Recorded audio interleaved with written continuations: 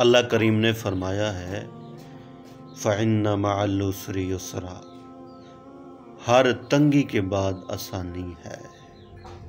ये अल्लाह का वादा है।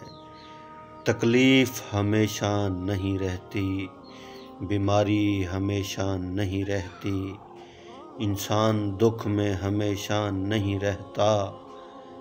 तकलीफ़ भी दूर होती है, बीमारी भी दूर होती है।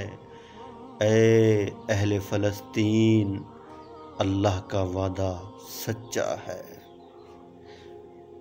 आपकी तकलीफ़ें आर्ज़ी हैं, मुसीबतें आर्ज़ी हैं, ये ख़त्म होने वाली हैं, ये ख़त्म होकर रहेंगी, ये ख़त्म हो जाएंगी। घबराना नहीं, अल्लाह आपके साथ है।